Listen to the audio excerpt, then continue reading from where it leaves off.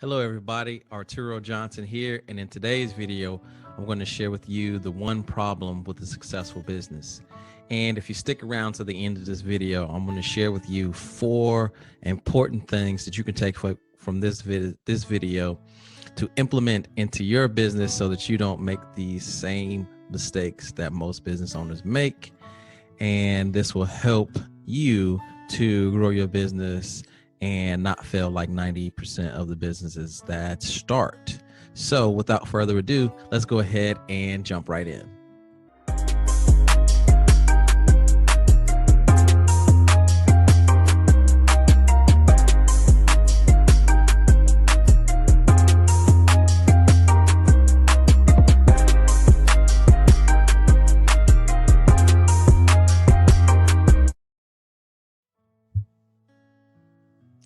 And in today's video, I want to start off with one of my favorite quotes. And it's not how much money you make, it's how much money you keep. And so one of the first things that you want to do as a new business owner is you want to make sure that you have your accounts together. So, you want to have a separate account for personal and for business. And you go to the bank that you're already with, and you can ask them about setting up a business account, and they will share with you what you need to do. You probably need to register with whatever state you're living in, and then you can go ahead and get your EIN number, and you can set up a business account at your bank. And a lot of new business owners start a business, and maybe it's personal training or something like that, or whatever, and they take the checks and they deposit them into their own personal bank account, and they're blending their personal accounts with their business. So the money going in and coming out are mixed, some revenue coming in, some Netflix and Amazon memberships are going out, and it's just, really cluttered, and it's a huge mess. And when I first started in the business, that was the one thing that I was told, don't make this mistake, right? And one of my mentors and best friends, Nate, he is a successful personal trainer, doing phenomenal, working with CEOs and executives.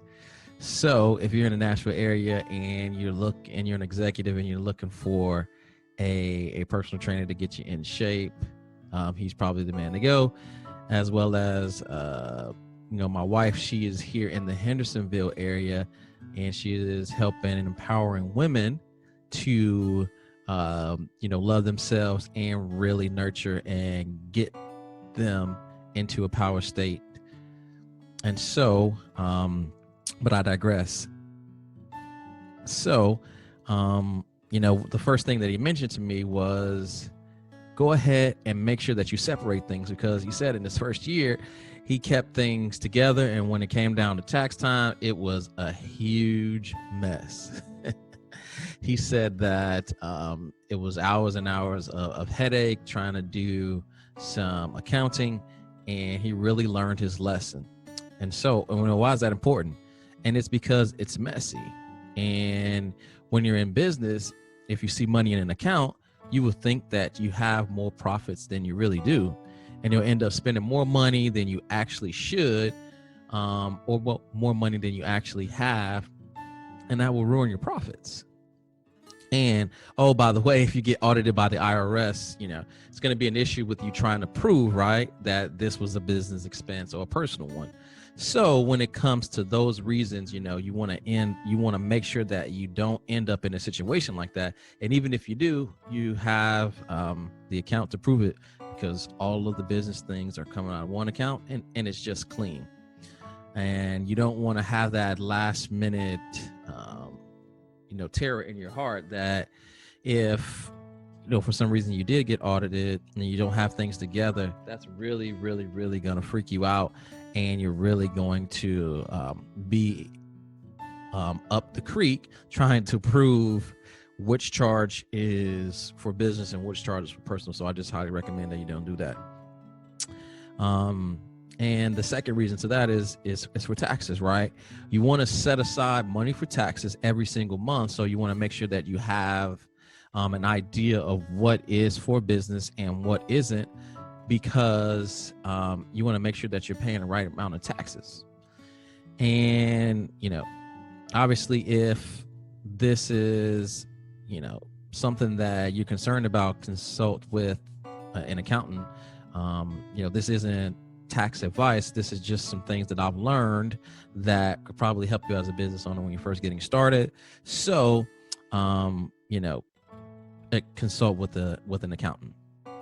And, being in business, you have the ability to pay for things pre-tax, which is a great advantage, that you don't have to pay taxes on right away, and you can wait till the end of the quarter. Some people have to pay at the end of the month, depending on what tax bracket you're in and how much money you make.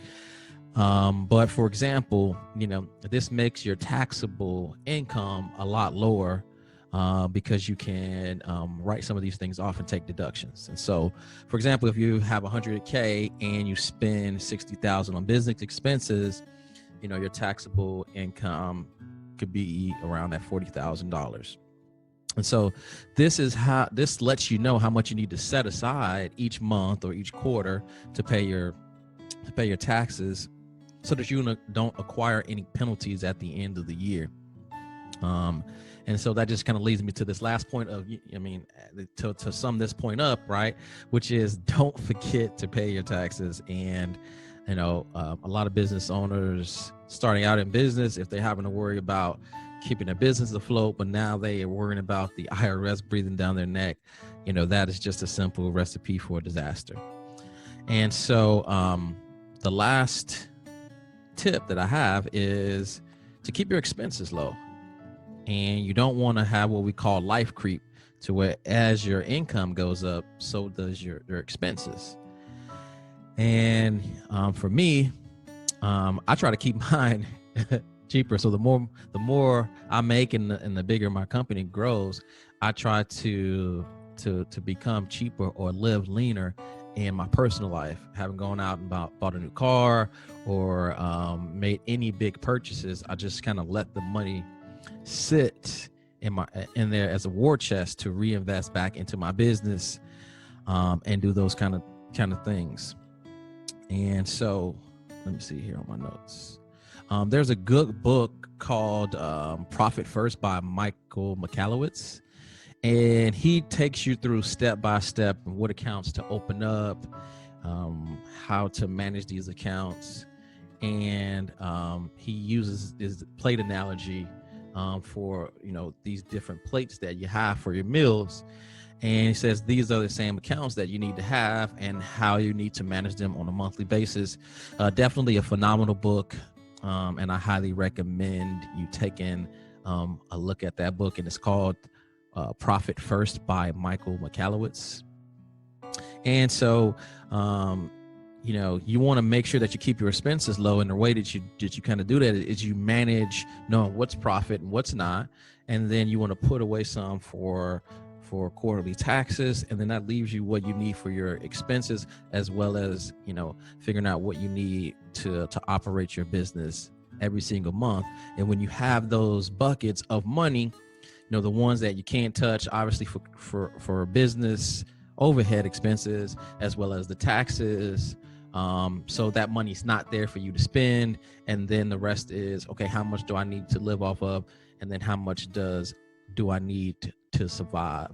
Does my business need to survive? And you break those up, and that's really a good recipe just to have everything set up that way, so that you aren't double dipping or spending money that you don't have. And then I guess the last tip that I have is to just hire an accountant. The very first thing I did once my business took off was I hired a full-time accountant, and he makes sure that anything that's in accounts receivable or anything that comes up, he'll query it with me, right? And that allows me to go ahead and sleep well at night, but also just focus on the business, because I know I have somebody that's a trained professional to make sure that we're structured right, to make sure that we're putting away the right amounts, to making sure that we have the right accounts set up, making sure that all of the accounts receivable are in one place, and everything is lined up. All I's are dotted and T's are crossed. And, this is just thinking ahead, because he serves as my accountant, but also as my business coach, right? Because I can trust him, right? We're working together. This is what he does. He knows all the newest tax laws, all the things that you need to be prepared for, and the things that he's seen from clients that don't have their things together to make sure that you don't do those things, right? And eventually, as I grow, well, I've already got somebody that I'm working with. This can potentially be my CFO, my chief financial officer. And so, if you do things smart and efficient this way, then, you don't have to worry about the IRS. You don't have to worry about spending more of your profits. You can live a lean life and have a healthy, thriving, and successful business. And so, you really want to do that because you want to be reinvesting those profits anyway, right? You want to live real lean and just let that feedback loop, that cycle of reinvestment, to make sure that your business grows exponentially and have that hockey stick growth, right? Because that's what we want. And this is the recipe for a successful business. And so I hope this was helpful for you new entrepreneurs and business owners kind of starting out.